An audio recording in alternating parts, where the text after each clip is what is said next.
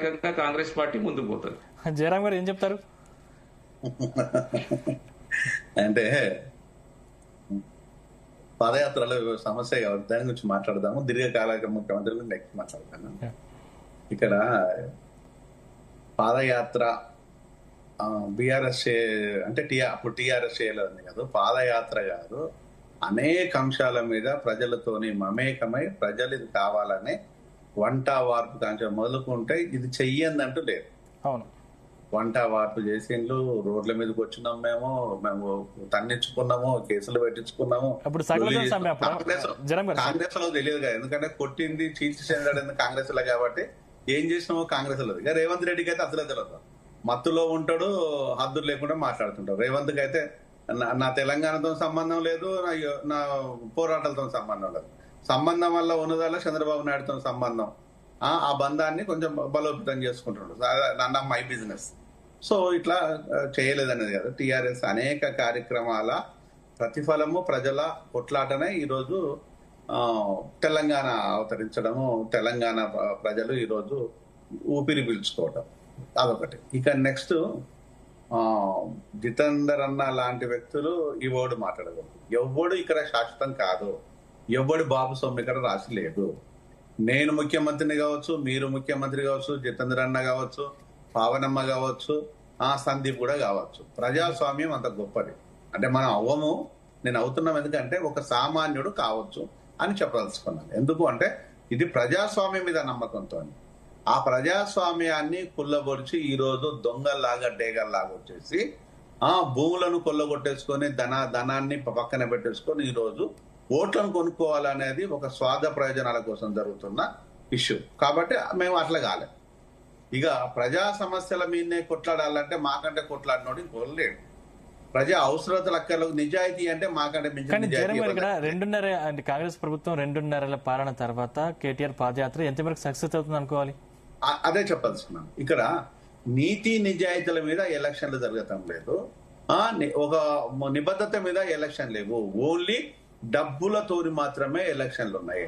కాబట్టి రానున్న రోజుల లోపల ఎవరు ఖర్చు పెడితే జరుగుతుంటది అనే ఒక అంశం అయితే, మరొక అంశము రేవంత్ రెడ్డి చేసిన తప్పిదాలు 1 కాదు 2 కాదు, ఇప్పటి వరకు 100 కోటి తప్పిదాలు చేసిండో ఆ పాపాలే ఆ రోజు వెంటబడతాయి ప్రజలు. అంతే, ప్రజలు వెంటబడడానికి గల కారణాలు ఏంటంటే మనం చేసిన పాపాలే.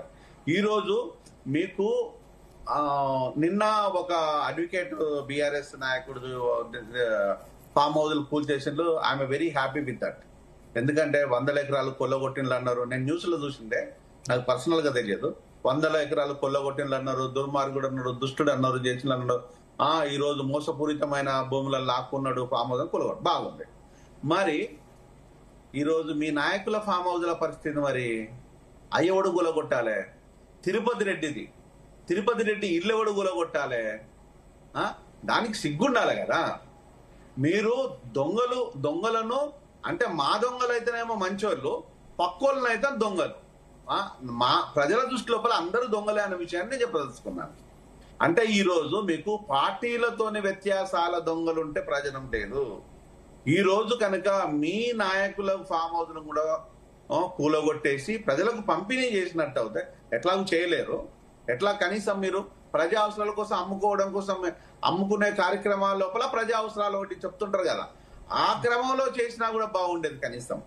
కానీ ఈరోజు 100 ఎకరాలు నాయకుల చేతుల కబంధ హస్తాల లోపల, పార్టీలకు ఏమాత్రం సంబంధం లేకుండా అందరి నాయకుల చేతులలో భూమి ఈరోజు బందీ అయి ఉన్నది. భూ తల్లి ఈరోజు బందీ అయిందన్న విషయం వాస్తవం. కానీ ఈరోజు మరి మీరు నాయకులుగా అవతారం చెందినప్పుడేమో ఇంట్లో చిప్పలు కొట్లాడుతుంటాయి. ఈ రోజు వచ్చేసి మీరు కనీసము లక్షల కోట్ల రూపాయలు మీ దగ్గర ఎట్లున్నాయి? భూములు కావచ్చు, స్థిరాస్తులు, చరాస్తులు, డబ్బులు, నగలు, నట్ర, కథ, కార్ఖానా సర్వం ఈరోజు ఇన్ని లక్షల కోట్లు మీ దగ్గరికి ఎట్లా వచ్చినాయి? రేవంత్ నీ పరిస్థితి ఏంది? ఒకప్పుడు నీకున్న పరిస్థితి ఏంది? తిండికి లేని పరిస్థితే కదా. నాది నీది ఒక్కటే కదా. నా చేతిలో 4 ముక్కలు చదువు ఉన్నది, నీ చేతిలో ఆర్ట్ ఉన్నది. ఏది? Fine arts college student. మరి ఈరోజు మనం అది నమ్ముకున్న, కష్టాన్ని నమ్ముకున్న వ్యక్తులం అయితే ఈరోజు మన సంపాదన ఏ పరిస్థితి ఏంది? కానీ ఈరోజు నాయకులుగా అవతారం ఎత్తిన తర్వాత నాయకుల అవతారం ఎత్తిన తర్వాత రాజకీయ నాయకులకు వచ్చిన సంపాదన ఎంత, ఇది ప్రజలు గమనిస్తుంటారు. ఈరోజు డెఫినెట్ గా ఒక్కొక్కరికి ఉంటుంది. ఎవడికి ఇక్కడ నబాబ్ జాగీర్ అని చెప్పేసి పాకా వేసి కూర్చునే పరిస్థితి లేదు. ప్రజలు అలాంటి పరిస్థితి కనుక ఉన్నట్టు అయితే ఈరోజు ప్రజలను అవమానించినట్టు, రాజ్యాంగాన్ని అవమానించినట్టు, రాజ్యాంగ స్ఫూర్తిని అవమానించినట్టు. ఈరోజు రాజ్యాంగ స్ఫూర్తి అవమానించకపోతే ఎవరైనా కూడా ప్రజల నుంచి కొట్లాడి గెలవాలి. కానీ రేవంత్ రెడ్డికి ఈరోజు కన్ను మిన్ను కానకుండా, కాంగ్రెస్ మంత్రులు కన్ను మిన్ను కానకుండా ఈరోజు చేస్తున్న పని ఏంటంటే మేము చిరస్థాయిగా మేము ఇక్కడే ఉంటాం అనుకుంటున్నారు. అది తప్పు. అలా అనుకున్న వాళ్ళంతా ఏం జరిగిందో మనం చూసాం. గతాన్ని చూసాము, వర్తమానాన్ని చూస్తున్నాము, ఫ్యూచర్ ను కూడా చూస్తాం. డిఫరెన్స్ ఏం లేదు. కానీ ఈ రోజు నాయకులు అనే వాళ్ళు ప్రజల కోసము ఏ ఒక్కడు పని చేయటం లేదు. ఏం దోపిడీ చేస్తున్నారు? భూములు విపరీతమైన భూదోపిడీ, భూదందా చేసేసి ఈరోజు ఎవరైనా నిరుపేదలు, నిరక్షరాస్యులు ఉంటే ఆ భూములు కూడా లాక్కుంటున్నారు. దరిద్రం ఏంటంటే వీళ్ళే కబ్జాలు పెట్టిస్తున్నారు, వీళ్ళే సెటిల్మెంట్ చేస్తున్నారు. లాస్ట్ కో 10వ 10కో ఇచ్చి పంపిస్తున్నారు. భూమి నుంచి కాదు, ఆ 10వ అది కూడా లొల్లి చేసి ఇక ప్రజల దగ్గరికి పోతే తప్ప జరిగిన పని కాదు.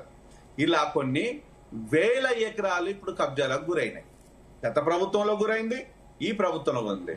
అంటే ఈరోజు ఇన్ని వేల ఎకరాల పేదల భూములు కొల్లగొట్టుకోబోతూ ఉంటే ఇక ప్రభుత్వాలు ఉంటే ఎంత, ఊడితే ఎంత అని ప్రజలు బహిరంగంగా అంటున్నారు కదా, బహిరంగంగా తిడుతున్నారు కదా.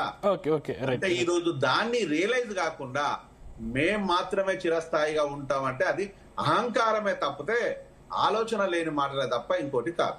రైట్. పవన్ గారు ఇక్కడే మరొక వినిపిస్తుంది. పవన్ గారు వినిపిస్తుంది. ఇక్కడే మరొక వాదన సైతం తెరపైకి వస్తుంది. అంటే హరీష్ రావుకి ధీటుగా ఆధిపత్యాన్ని చాటుకునే క్రమంలో సొంత